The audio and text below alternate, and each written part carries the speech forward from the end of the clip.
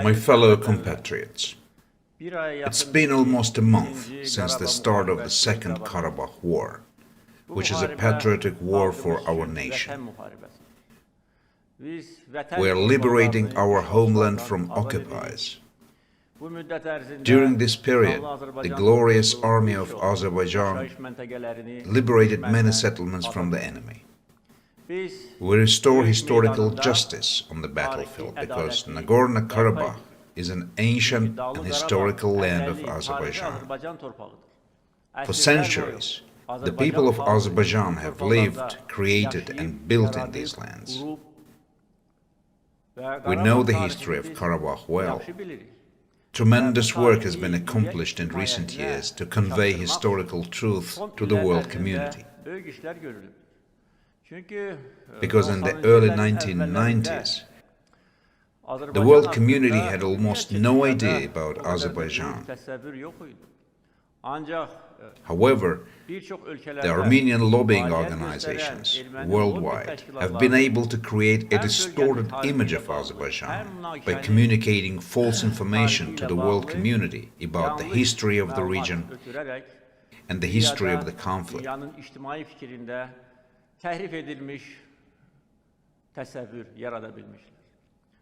That is why sanctions were imposed on us, when in fact our lands were occupied. These sanctions are still in force. In the first stage of our independence, the US Congress imposed sanctions on Azerbaijan, accusing us of aggression against Armenia.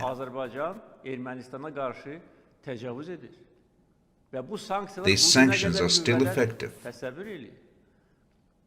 At that time, Azerbaijani diplomacy could not present any argument against Armenian lies.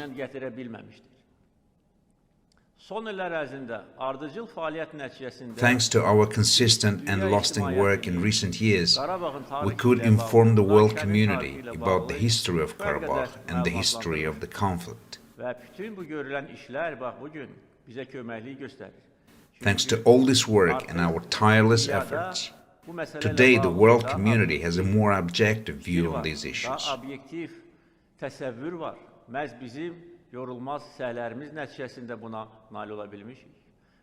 I'm absolutely right when I say that we restore historical justice. During a lively discussion at the Munich Security Conference, I could prove to the whole world that this is our historical land. I informed the audience about the Kurakçay Peace Treaty, concluded at the beginning of the 19th century. Before that, the world community had no information about this document. Unfortunately, even in Azerbaijan, there was no extensive information about the document. The Kurakçay Peace Treaty was signed between the Khan of Karabakh and Chusha, Ibrahim Khalil, and General Sisyanov of the Russian Empire. That deal is in public domain online. Anyone can read it. I'm sure that after my statement, the large international audience following the current situation on the battlefield with interest will go and check these web pages. And they will not find any mentioning of the Armenian people in the document.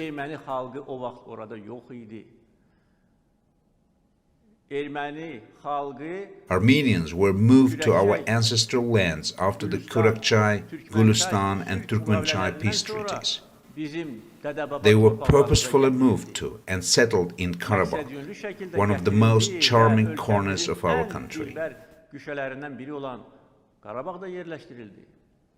They were created all necessary conditions for living there, with a clear objective: to change the religious composition of the population in the new lands of the empire, to expel Muslims from their ancestral lands, and to create a new reality. And unfortunately, they achieved this objective.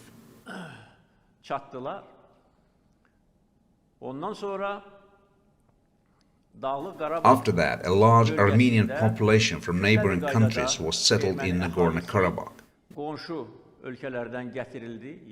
in the ancestral lands of Azerbaijanis.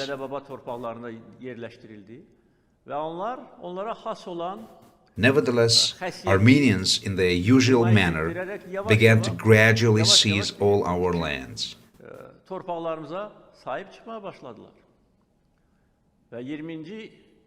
After the Bolshevik Revolution in the early 20th century, there was a great danger that the Bolshevik government could hand over Nagorno Karabakh to Armenia. There are protocols of the Caucasian Bureau dated July 1921. It's enough to look at these protocols to see the level of the threat. But I think that due to the efforts of Nariman Narimanov and other people who prudently assessed the reality, they failed to achieve this goal. The protocols of the Caucasian Bureau indicate that Nagorno Karabakh should remain within Azerbaijan. All these years, fake Armenian scholars and their patrons have been trying to prove that Stalin took Nagorno Karabakh from Armenia to hand it over to Azerbaijan. It's a lie. Look at the protocol of the Caucasian Bureau, which says that Nagorno Karabakh should remain as part of Azerbaijan. This once again confirms that this is our land. Unfortunately, after that, the Nagorno Karabakh Autonomous Region was established and provided with a special status. But I must also add to that this was not a republic, but a region. In other words, it was granted a lower level of self-governance. It's enough to look at the history to see that Armenians living there enjoyed broad rights and opportunities. In Soviet times, a few years before the conflict, separatist tendencies were widespread for no obvious reason. The Bureau, the governing body of the Nagorno Karabakh Autonomous Region, had 9 members. 8 of them were Armenians. 1 was Azerbaijani, the first secretary of the Communist Party of the Shusha district. The first secretary of Nagorno Karabakh, the heads of the government and the parliament were Armenians. What did they want? Azerbaijan invested a lot in the region.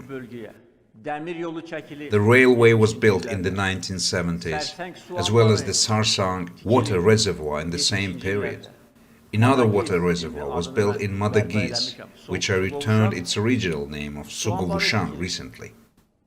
All these investments were funded from the state budget of the Republic of Azerbaijan. But Armenians were ungrateful. They took advantage of the situation, seized the opportunity offered by the presence of the anti-Azerbaijani leadership in Moscow, which led to the rise of separatist tendencies. What did they do before that? They were making preparations. Heydar Aliyev was the main target of these preparations, because they knew very well that Heydar Aliyev, with his superior authority among the Soviet leaders, could ruin their plans.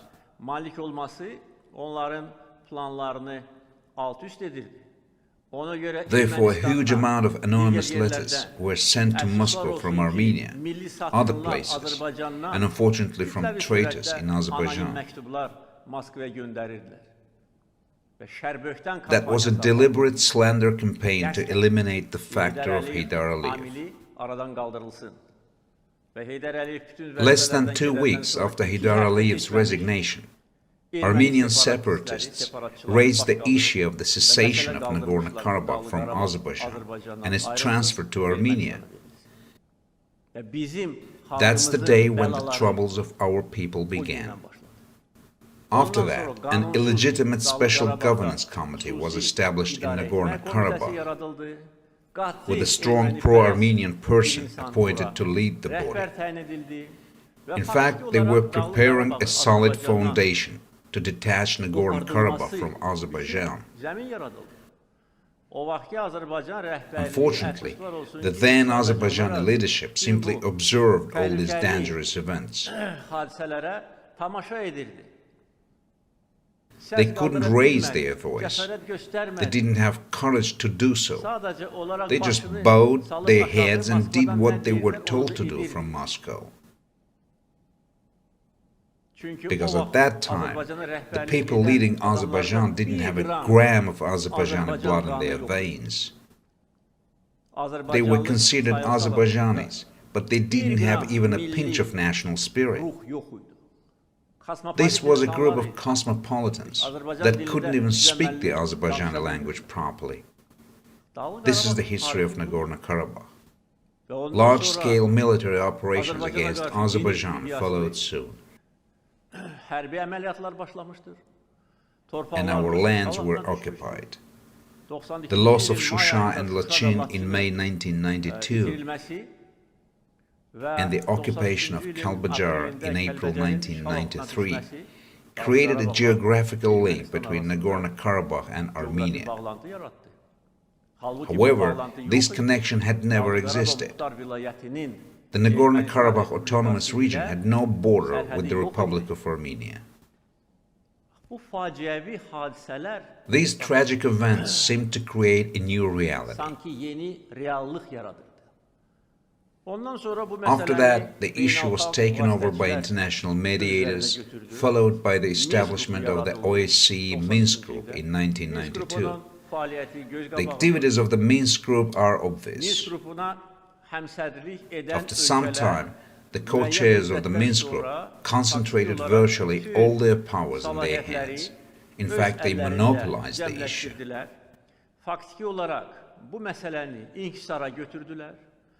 But the group was paralyzed. The three countries began to deal with this issue. But what was the result of their actions? It never materialized. We didn't see the result of their actions. Only Armenians did. That's what Armenia always wanted to achieve, to have permanent negotiations so that they could always deceive us. They wanted to freeze the issue. They wanted our lands remain under slavery and occupation forever.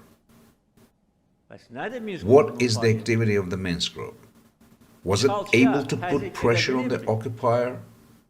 No. Was it their intention? No. I've repeatedly raised the issue and asked them to impose sanctions on Armenia if they really wanted to have a solution. I told them that they could do that. I told them, you are permanent members of the UN Security Council. You can settle any issue. Interestingly, the officials of the co-chair states said that their positions on Karabakh coincided. Interesting, isn't it? How come that in all other matters, be it nuclear weapons, the situation in the Middle East, the situation in Asia, the situation in Europe, their interests are completely at odds? Are there any other issues that their interests coincide? No, there is no such issue. But in the case of Nagorno Karabakh, they shared a common position. Why? I think everyone knows why. Because this frozen conflict suited the interests of everyone, and particularly Armenia, except us. Armenia has been illegally repopulating these lands. Does anybody object to this? No. This is a crime, an international crime in violation of the Geneva Convention. Does anybody ask them why they are repopulating these lands illegally? Yet they promote this act of crime. They settle Armenians from Arab countries in Karabakh, including in Shusha. And no one objects to this. What does it mean? It means they turn a blind eye to this fact, allowing Armenians to settle as many people as they want to Armenianize these lands, erase the cultural heritage of Azerbaijan. That was the message. Don't these three co-chair states have means to show the aggressor its place? They just didn't want to. This reality satisfied them. Therefore, the activity of the Minsk group cannot be evaluated differently. It seemed that we were being pushed to come to terms with the new realities, to go with them. It's we who created a new reality. Now everyone has to accept the new reality. But what do we see? See what happens when we begin to liberate our lands from occupiers? A lot of pressure is put on Azerbaijan from all sides. Now they become agitated. What happened? You have pretended to solve this issue for a long 28 years. Comes and goes, meetings and talks here and there. We're tired of these talks. How many negotiations can one hold with this enemy? In turn, our enemy became even more furious and presumptuous. They were telling us that the solution was only through peaceful talks. There was no military solution. Who said that? Isn't it the military solution of the problem now? What are we doing? We're only implementing the UN Security Council resolutions, although it was the UN Security Council to do this mission. But we do this alone. We've created a new reality. Accept this already. But what do we see? Countless meetings, talks, accusations of violating the ceasefire. It turns out that all they did was to save Armenia. The aggressor, the perpetrator of the Khojaly genocide, the country that launched ballistic missiles at Ganja. Here is the result of their actions. As for the ceasefire, the first one became effective on October the 10th. My position was that it should be of a humanitarian nature. We agreed to exchange the bodies of the dead, hostages and prisoners.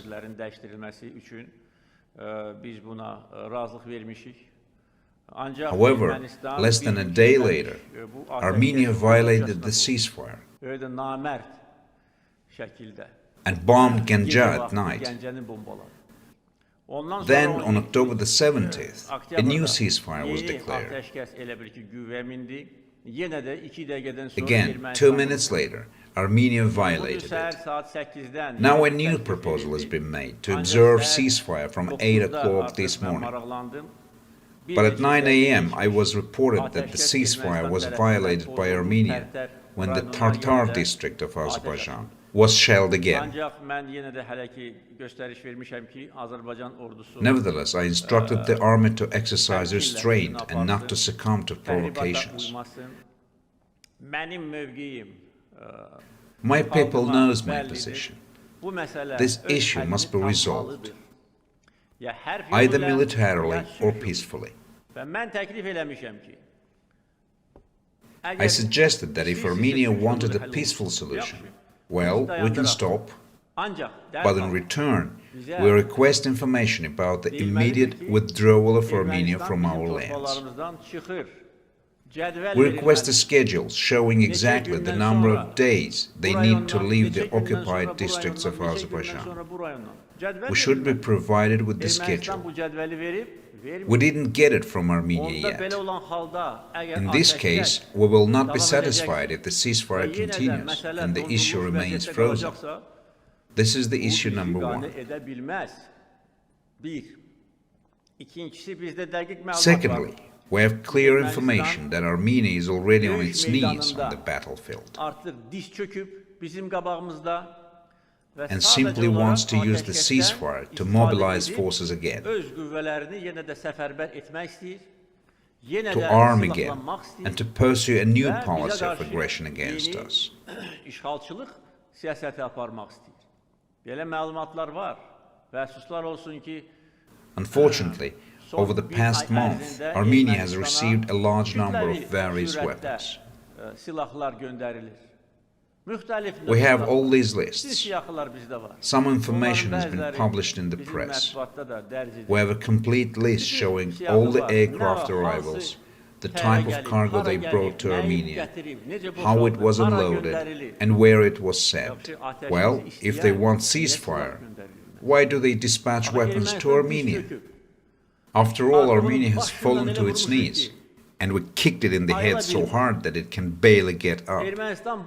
Armenian Prime Minister, who was dancing on the Jdir plane being drunk, and who pretended to be a great commander, now fallen to his knees begging for help, humiliating himself and humiliating his people.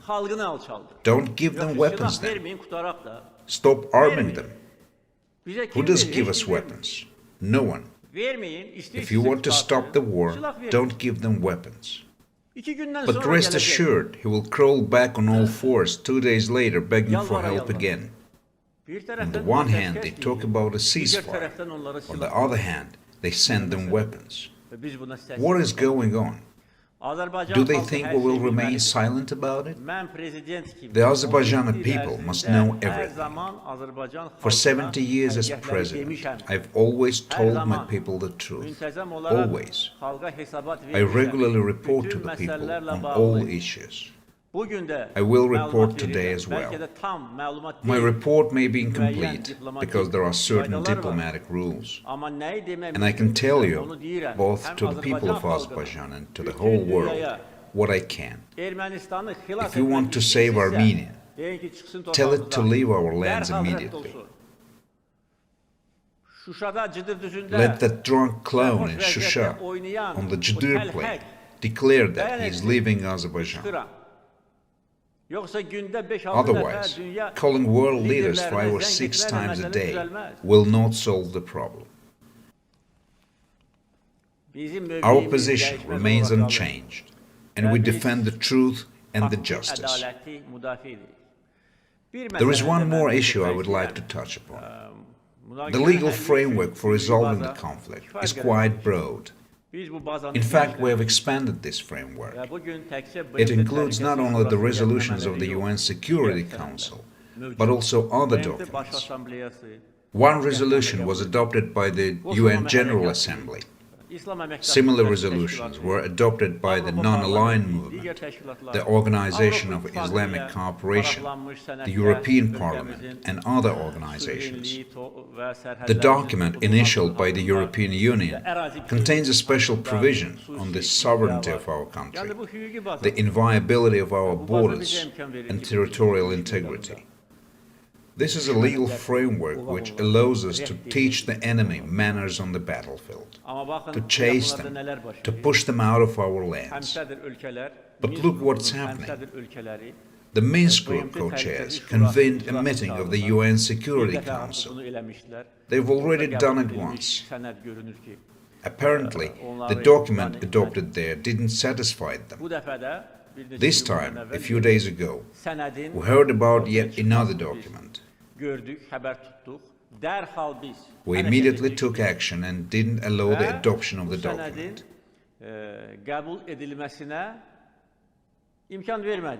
However, the 3 co-chair states put great pressure on other members of the UN Security Council. BMT Təhlükəsizlik Şurasına üzv ölkələrə böyük təzyiqlər edirdi. What was the purpose of it? Məqsəd də çox aydındır. I think the purpose is very clear.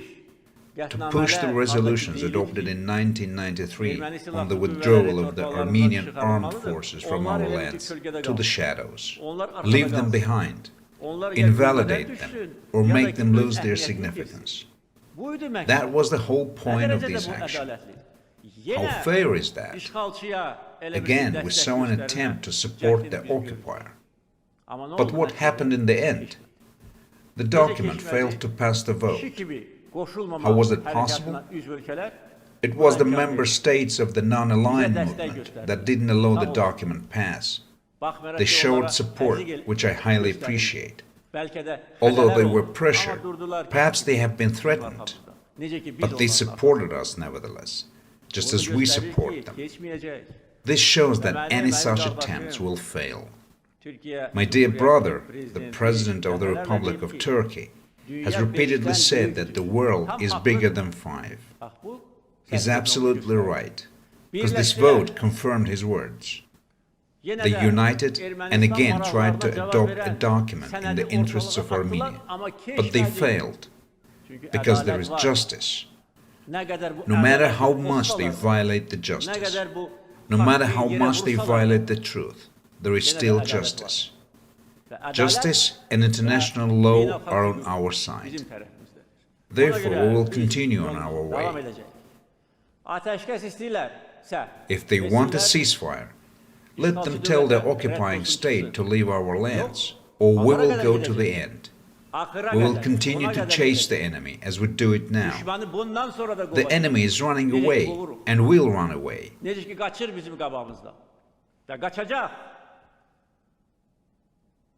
Because we're right and we're strong.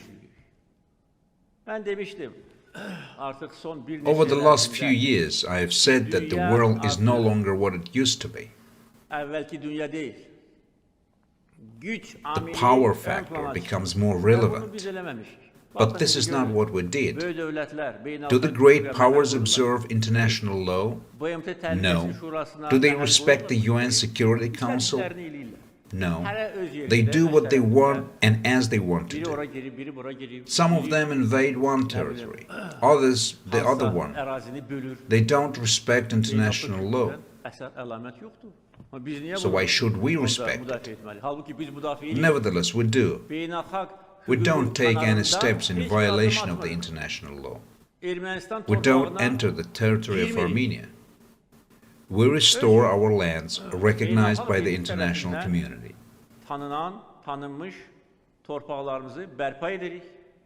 If the permanent members of the UN Security Council, the co-chairs of the Minsk Group, fail to do so, they should step aside and not interfere. Unlike Armenia, we don't ask for help from anyone. Let them not interfere and test the patience of the Azerbaijani people. Someday this war will end. We will achieve what we want. What about our relationship? Will the Azerbaijani people forget this injustice? No. Let them think about it. Azerbaijan is no longer a state whose interests can be put aside. Absolutely not. The day will come and they will come with requests, suggestions and even cooperation proposals. How will they look in our face? Today they have mobilized all their potential against us. I was patient for the whole month. I didn't say anything, but we are fed up. That's what I wanted to say. Secondly, a mediator must be neutral. Otherwise, it should stand down, withdraw its candidacy. If the mediator is not neutral, it cannot be a mediator. Now the mediating countries need to think of a new function for themselves. They cannot talk about the liberation of 5 districts. There are no 5 districts anymore, as we have liberated 4 of them. That issue is not relevant anymore. We liberated these districts on our own. Fizuli, Zangilan, Jabrail, and Kubadli. We control most of the territory in these districts. We also liberated part of the former Hadrut district, the present Kojavend district. So I asked them to think about it. We're not against negotiations. Yesterday, the foreign ministers of Azerbaijan and Armenia agreed in the US to hold another meeting in Geneva in the coming days.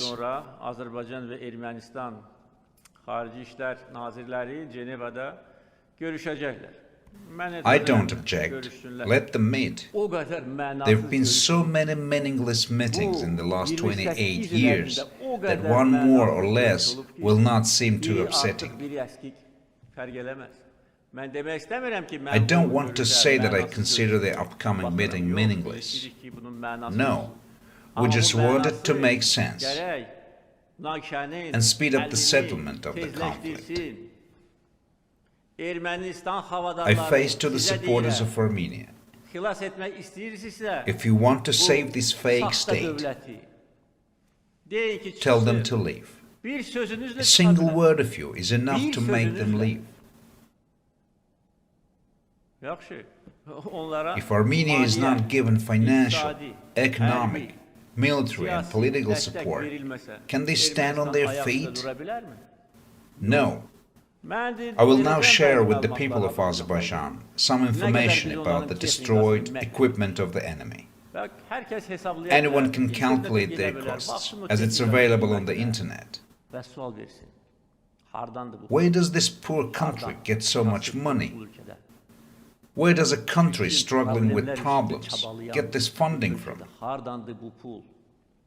They still bring in equipment and hardware, no matter how many of them we destroy. No problem, let them bring. It's up to them. This is our position at the current stage.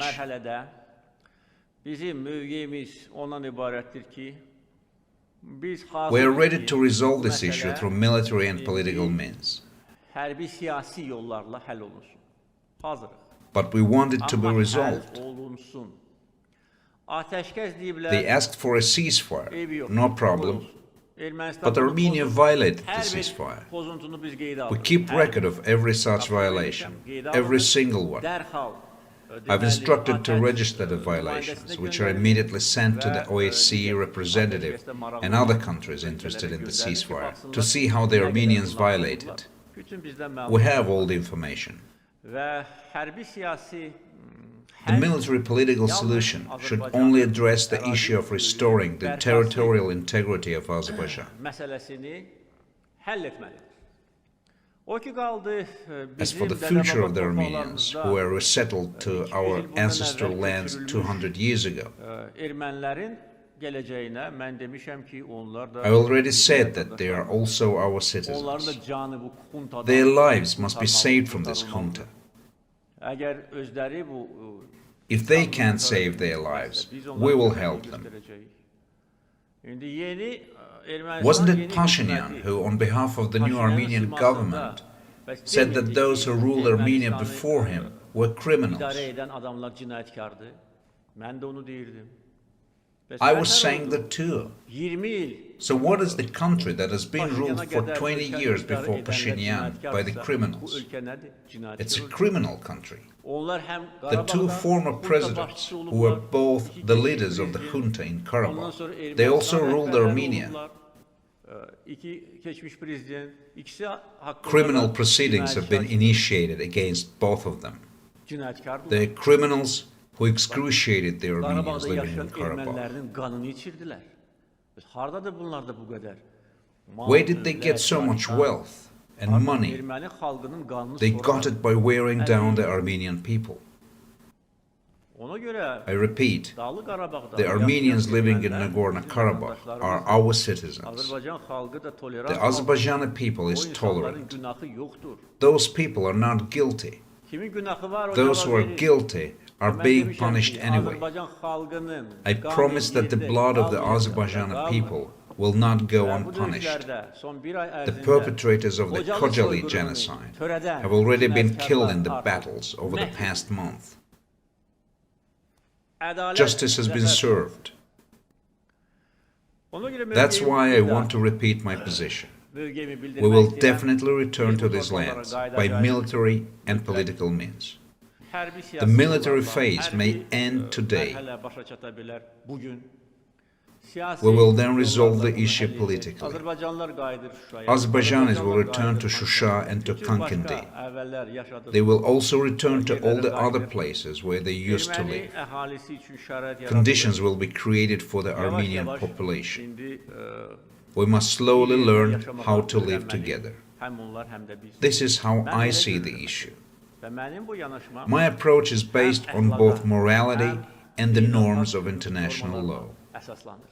Ermənistan ise istiyor ki bizi oradan kovsun. Armenia, however, Ondan sonra wants to expel us from etnik there, temizleme yaparsın. to carry out Ondan ethnic sonra cleansing, bizim abidelerimizi declare our Ermeni monuments as Türkleştirirsin. Armenian, and settle Armenians from abroad in these tarihten lands. Ermenileri getirsin oraya. Didn't you want to build a new road to Cebrail, Pashinyan? Ne oldu? What happened? Hani bu yol?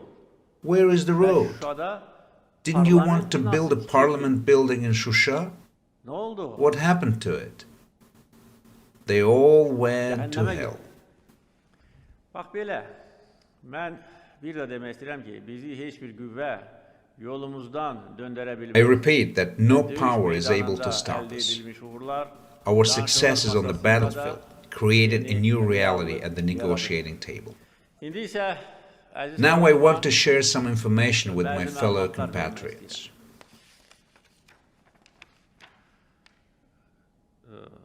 Here is the list of some of the Armenian equipment and hardware destroyed and seized since September the 27th till today. Texnikasının bir hissəsinin siyahısı. Deməli, tank 252 tanks were destroyed. 53 tanks were seized. Qənimət kimi götürülüb. Toplam Armenia lost a total of 305 tanks. But they have more tanks. See how many tanks they have?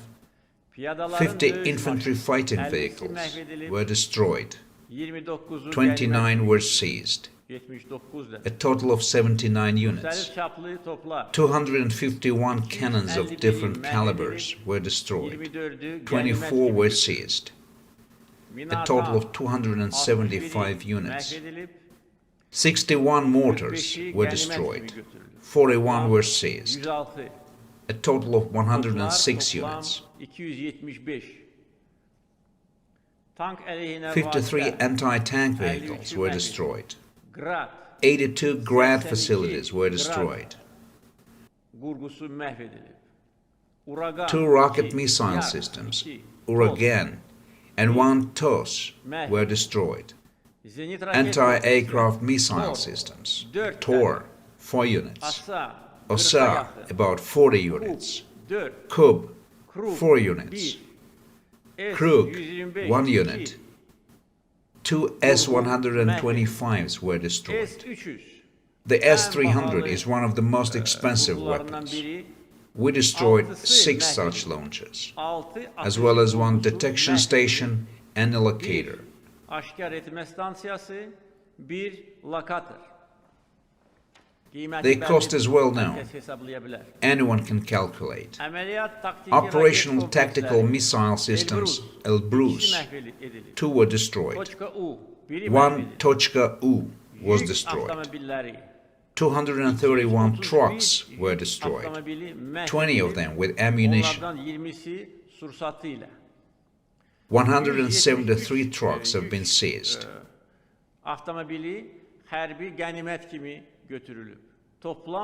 So in total, we destroyed 404 trucks of the enemy.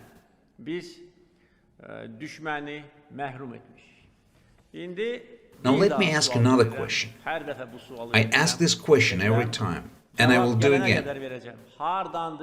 Where does this money come from? I ask observers, mediators, political scientists, pro-Armenians, tell me, where it comes from. We have money, everything is transparent, the Azerbaijani people knows how much money we have. The world knows, everyone knows. We buy with our own money, we don't depend on anyone. Where did this bankrupt country get this money?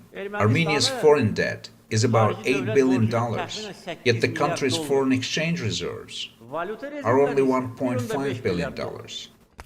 By the way, this is not just money they can use freely, it's bank reserves. You can't use them. If they use it, their so-called national currency will go off the rails.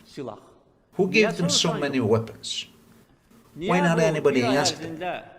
During this month, I gave interviews almost every day, and I'm always asked what the Turkish F-16s are doing in Azerbaijan. I'm tired of answering this question. Go look at your satellite images. Don't you see what they're doing here? Go and see whether these F-16s are on the air or on the ground. Everyone knows that they're on the ground. They know that they are here for training purposes and were left here when the war broke out. Also, if there is an aggression from outside, they will see these F-16s. In fact, there are only 5-6 aircraft at the airport, but they keep asking about them every time. At least I'm answering these questions. But go and ask Armenia and those who give them weapons. Ask them why they give them weapons. Did they pay for them? Do the citizens of the countries that produce those weapons know how much of their property has been lost in the last month? Do they know how many weapons we've destroyed so far? Not a single journalist asked me this question. Isn't that interesting? It is interesting. But no problem. We've already become accustomed to hear lies and fabrications against Azerbaijan during all these years. Now both the foreign media and the people of Azerbaijan see that I'm answering all these questions and how it's necessary to answer them. But I respect my dignity. I always do.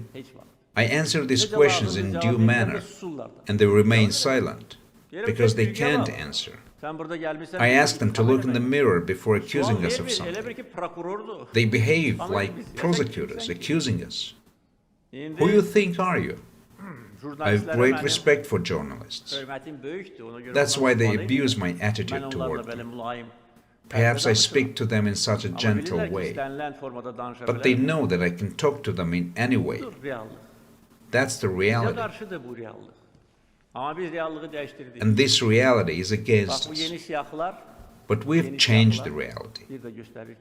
These new lists show once again that we have changed the reality. Now I'm glad and proud of bringing to the attention of my people the list that it's been waiting for.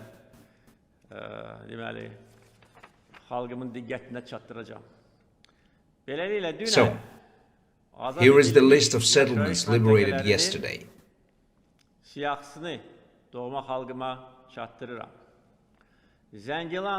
Liberated villages of Zengilan district. Birinci Alibeyli, İkinci Alibeyli, Raband, Yenikent. Liberated villages of Jabrail district. Gavşidlu, Sofulu, Dagmaşanlı, Kürtler,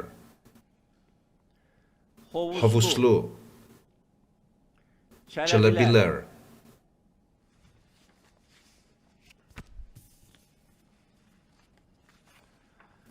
liberated villages of Gubadli district, Dünen azat edilmiş yaşayış mentekeleri, Padar, Efendiler, Yusuf Beyli, Çaytumas, Kanlık, Sarıyatak, Molla Burhan, and the city of Gubadli. I already delivered this good news to the people of Azerbaijan. Once again, I want to share this good news to all the people of Azerbaijan. It's a great honor for me to deliver good news to the residents of Zengilan, Jabrail, and Gubadli, as well as the residents of villages in these districts. To be honest with you, there is nothing left of those villages. But no problem, we will restore them. Both the people and the state of Azerbaijan will be able to accomplish this. May our land be free.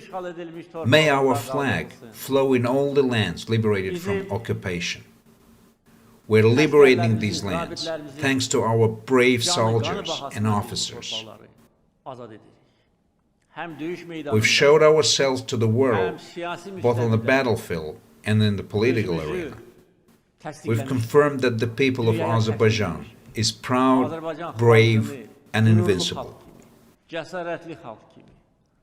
yenilmez halk kimi təsdiqləmişik.